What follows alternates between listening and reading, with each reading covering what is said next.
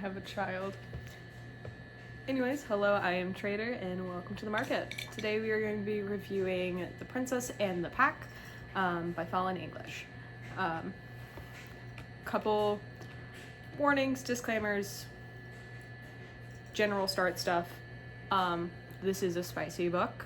I will be talking to some degree about the spice, not in detail or anything like that. We also have a cat. Not in detail, just a couple of things that I note that differ from these kinds of stories that I've read previously.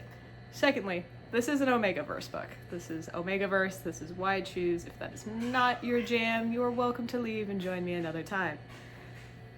There's no major trigger warnings for this, except for just mild sexual content, because we're going to be talking at least a little bit about the story, and it does kind of heavily revolve around spice. So, yeah, let's get into it. The main reason that I read this book this month is in June I am aiming to read a little less of romance, mainly because I'm a little burnt out from particularly some really bad contemporary romances that I've read. So, the book that I read before this was Beyond the Body Farm, which is a forensics anthropology book. It is heavy as hell, and I am actively reading Anatomy of Motive by John Douglas. So this is my little like breather book. But yeah, The Princess and the Pack by Fallon English is about a 300-ish page book. It contains all the POVs of the four main characters. As stated before, it is Omegaverse. It is why I choose.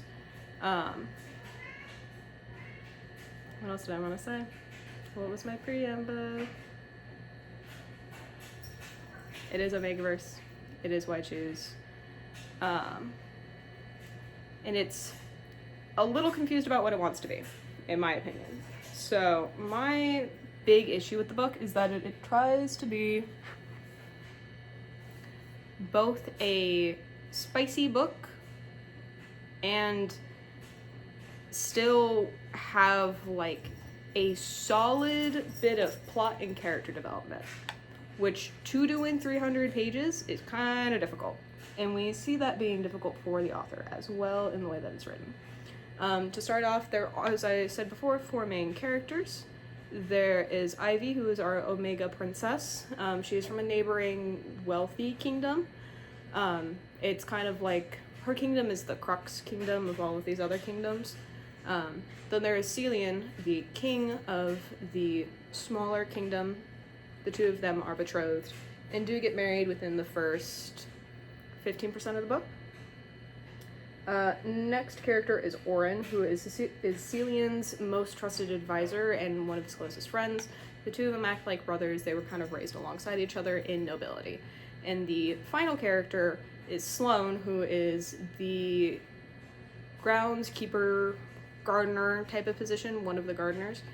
And he, once again, also grew up very close to Celian, his other two triplet brothers, and Oren.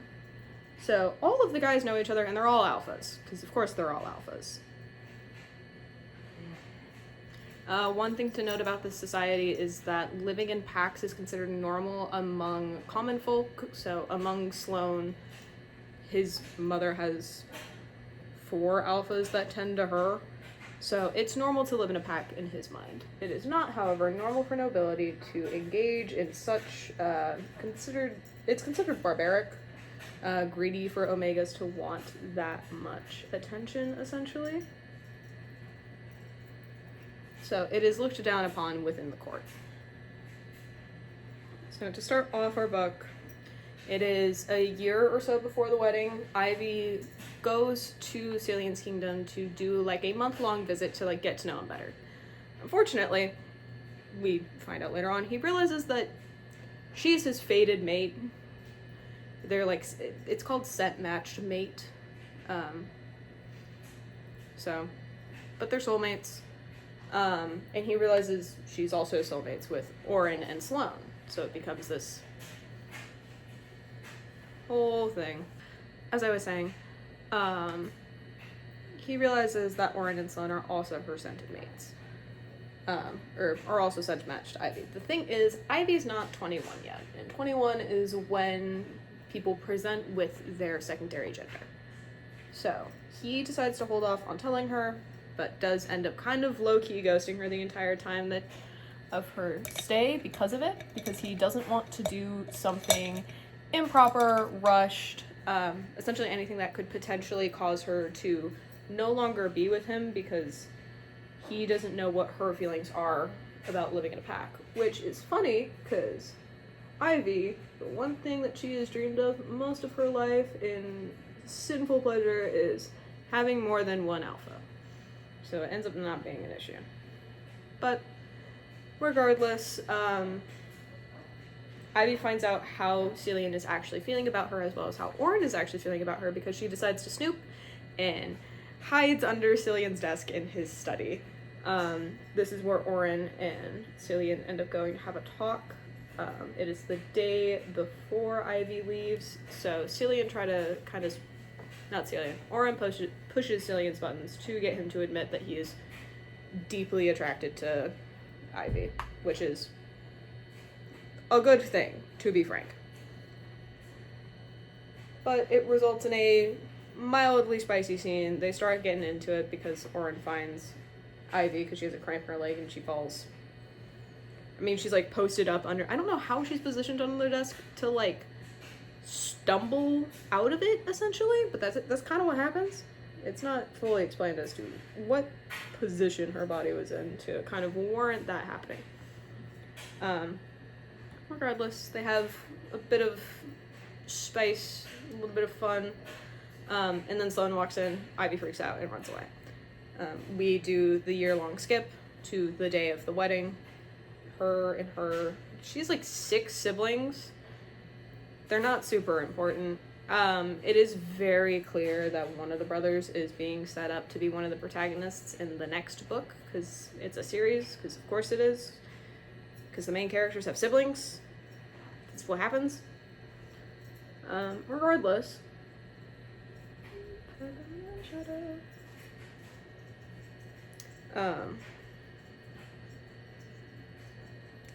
Regardless, it's the wedding day. They get to the other kingdom on her wedding day, because of course that's what happens. And she's 21 now. She can officially be married. So she gets in the wedding dress. It's beautiful. It's so pretty. She is being walked down the aisle by her brother because her parents are dead. We'll get into why a little bit later. And she starts walking down the aisle, and then suddenly it feels like she's in a dream. And the way that it's written makes it very unclear whether things are actually happening or not.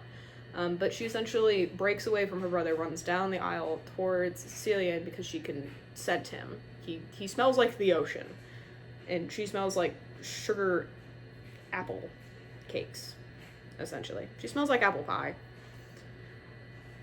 which I think is a weird scent to choose. But regardless, he smells like freedom in the sea.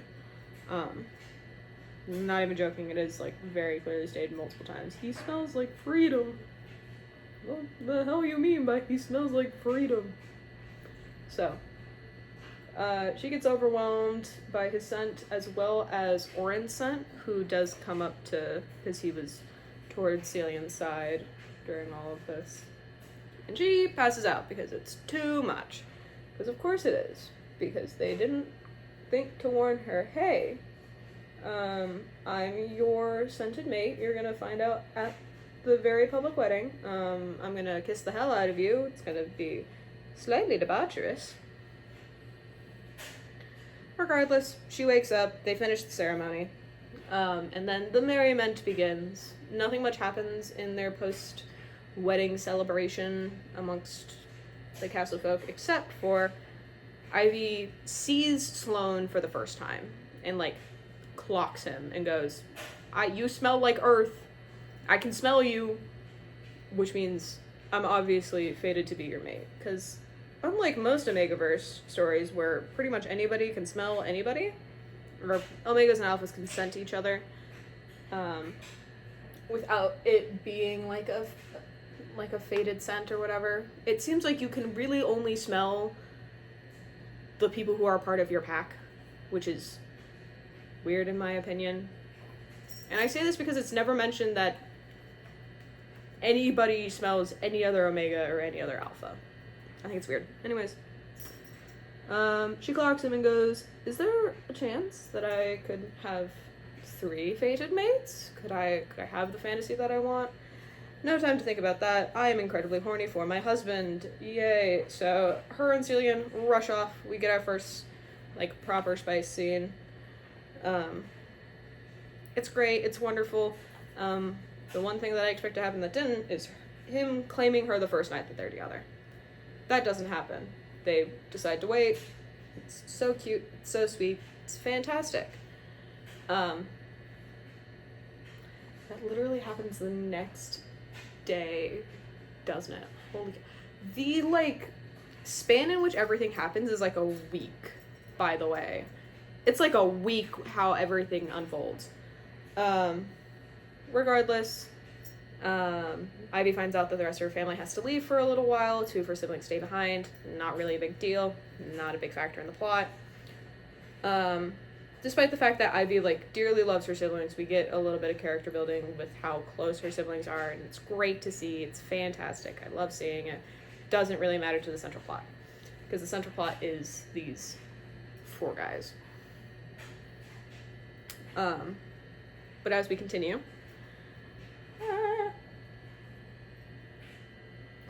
the, once again, literal next day, I think it's the next day.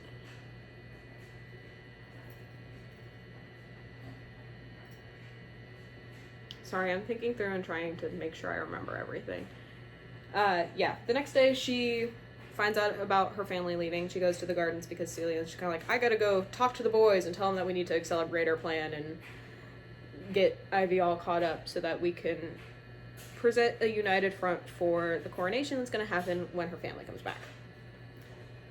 So, he goes off, she goes to the garden, and lo and behold, who's there but Sloane? This is when Ivy gets confirmation that he is her fated mate. She gets kind of like a little bit heat-induced, heat as in like her heat, which is the phenomenon in Omegaverse where Omegas will need to get boinked multiple times, almost consistently, for like a week straight. That's a thing. Moving on. So Sloane takes her to the nest that him, Oren, and Cillian had made for her. It's great. It's fantastic. She takes a little nap and wakes up to Oren and Cillian talking about how they knew this entire time that they were scent fated. Oh, words. Scent fated matches. So, obviously, this makes Ivy upset because her father was a liar, and she's like, how come you guys didn't tell me? And is deeply upset and hurt by this, which is kind of valid. This does result in Oren, who we know has, like, historically low self-confidence, like, horrifically low self-confidence, because his family were jerks. Because that's how this goes. It's one of the tropes for why I choose. So, we get that happening. Him and Cillian are kicked out of the nest, and then Ivy spends the night with Sloane. He marks her immediately, consensually, I suppose. That is the one thing that I have a mild issue with this entire series, is it, like, turning 21 means you're gonna very quickly have your first heat afterwards, and the fact that all of this is happening before her first heat and is low-key affecting her ability to think things through, it's a little frustrating to see this happen. Regardless, she's marked by the next day. Her brother sees this and he's like, oh, you got marked by the king, eh? She's like, yep, that's whose bite is on my neck. Definitely not the gardener. Regardless, we continue on. She goes back to the nest. Was Sloane? No. Oren comes and calls on her. Him and Sloane now get to explain why all of this happened. She's still angry at, not Sloane, Cillian.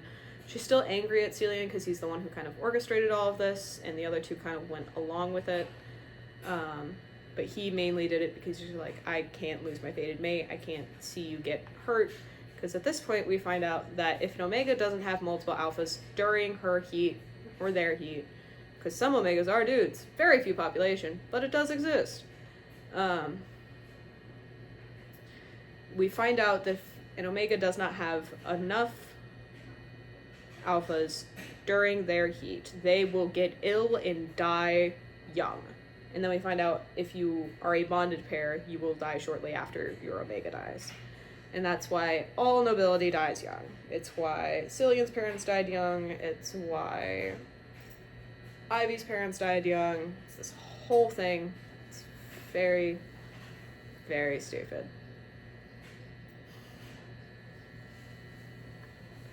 So, yeah, we find all this out. Ivy's still a little upset with Cillian. She's less upset with Oren now. The two of them go back to the nest. They start to get hot and heavy, and then Oren goes, "You can't love me. You just want my smell," and runs. So he's like, I am such a dummy because I can't let a woman love me, because I'm unlovable, because I'm that trope in this stupid, stupid book. I really do hate that trope, by the way. It's very annoying. So Sloane has to go and fix things because he's the prime alpha. He's also the one with the most knowledge about, like, pack life, because his family is a pack. So he goes to Ivy when she's crying. He goes, "Here's what we're gonna do. You're gonna go talk to Oren. You're gonna get you're gonna get yourselves figured out." Sorry, no. You're gonna go talk to Cillian. You're gonna go conversate. You don't have to forgive him right now, but you have to go talk to him. I'm gonna go talk to Oren and tell him to man up and stop being a pussy. All that happens. Oren then goes and finds Ivy. The two of them do it. They boink. She has another bite mark. Actually, before that, he runs into her in the hallway, and his dad's coming up, and once again, his dad's a prick. So she very publicly claims him in front of these people, which was dumb, because it kind of chucks the plan that they have out of the window. That being said, they were planning on kind of telling everybody shortly anyways that they were a pack. It was going to happen at the coronation. So that happens. Then she takes Oren, the two of them boink, the mark happens. Yippee. Pretty sure it is the next day, she finally, like, forgives Cillian. She's, like, at the cusp of her heat, and he bites her, and I'm like, that seems... The other two, I was already like, she's getting close to her heat. I really wouldn't do it right now. But then he does it, and her heat is, like, immediately triggered. I'm like, this is dumb. So, instead of being able to tell the court, essentially, that they are a pack, he has to rely on his brother to go and do it, because he is busy boinking the queen. Because she's desperate for her alphas. We get 3 chapters of heat, and then the coronation happens. Her heat breaks right as the coronation is happening. She goes and talks to her oldest brother, who's the king of her realm. He's like, I was a little worried at first, but now I'm kind of like, it means that you will live a happy and safe life. That's fine. Coronation happens. It's not just for Cillian and Ivy to be king and queen equally of the sovereign nation. It is also for Oren and Sloane, who become prince consorts.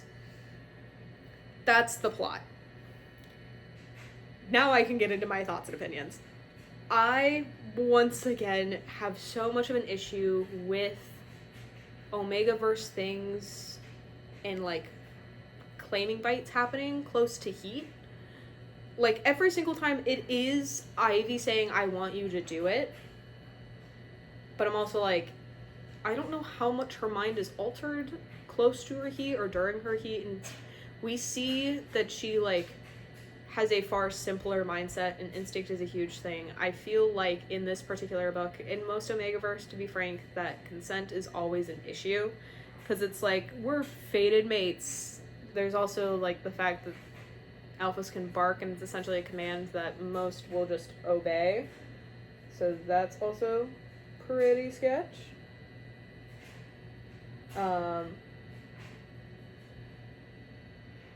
Sorry, I have to focus. Once again, also pretty sketch for that to be happening.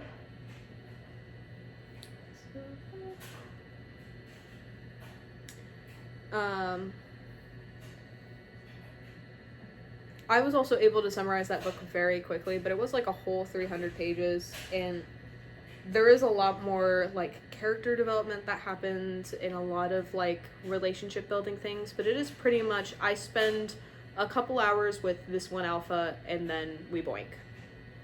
And then we're mated and everything's great, and we can now learn to better love each other or continue to love each other or grow our love for each other very, very quickly, because fate designed us for each other. Which I think is so frustrating.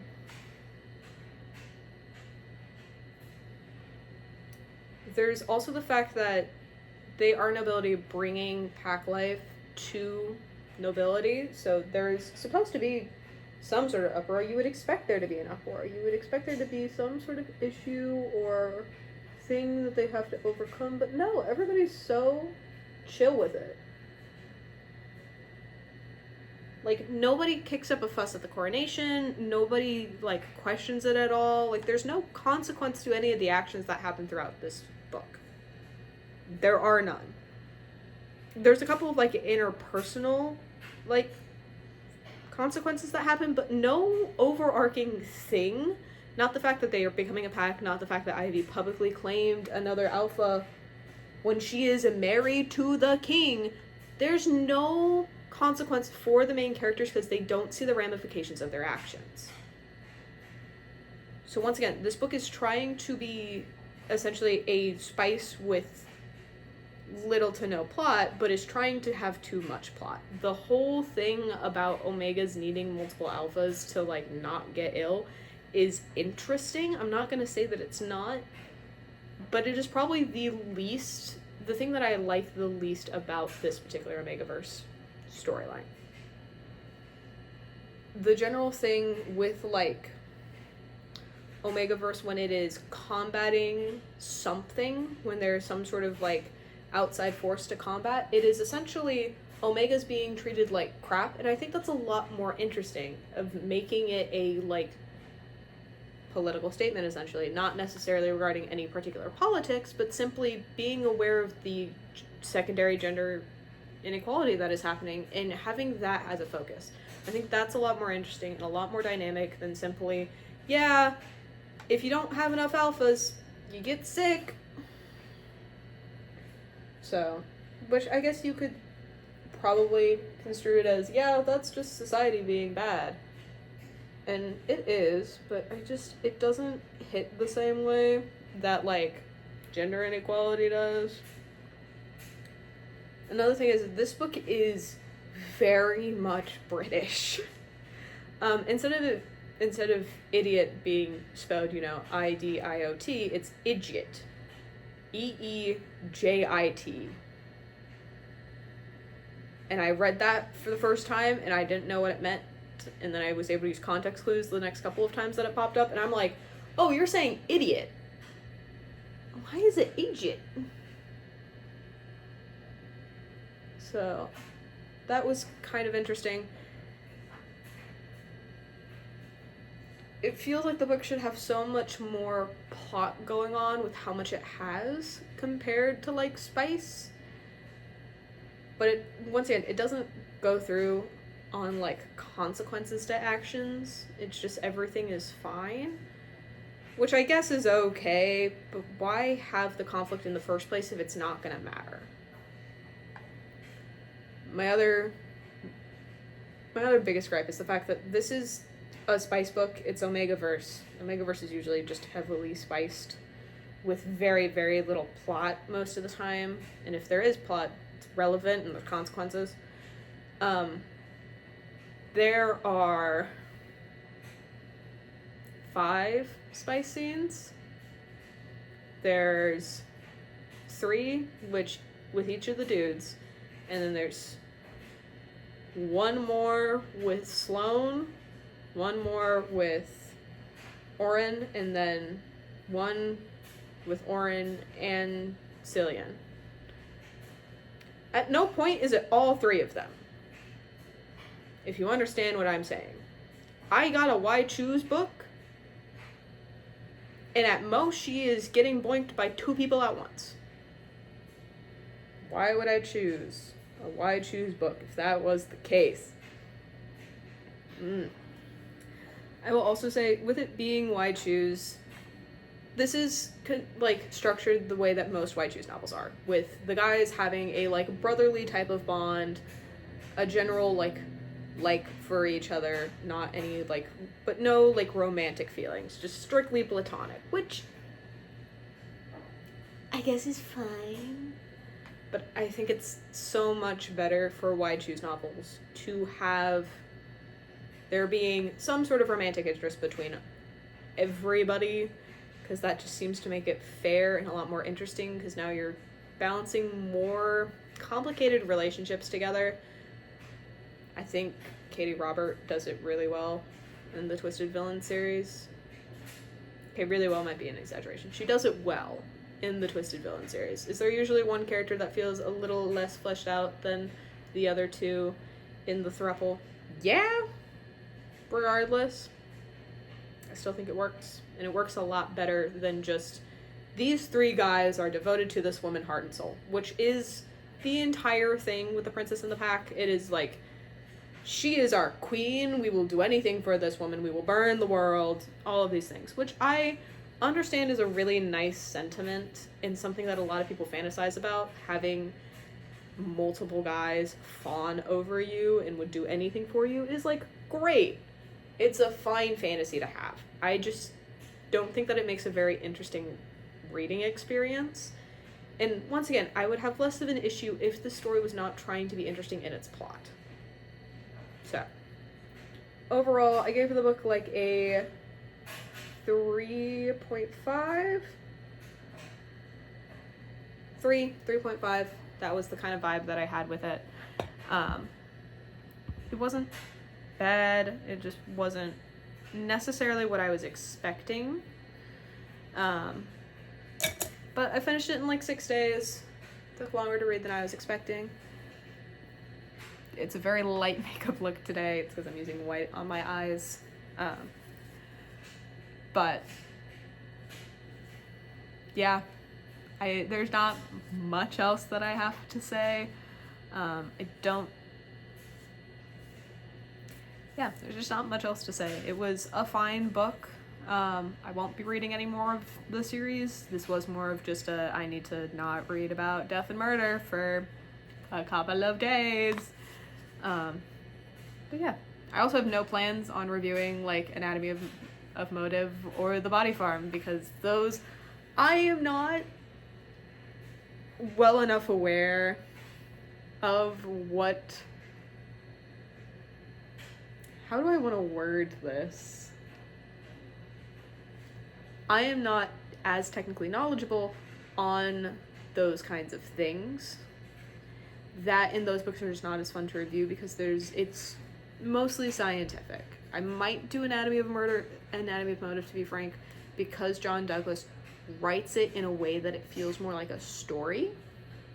Not that the story isn't dark and depressing and horrific, just more that it is focused on his personal experiences. Beyond the Body Farm does that as well. I just don't think Bill? I think it's Bill. I can't remember. I just don't think the author does it as well. So, yeah, that is it for my review on The Princess and the Pack.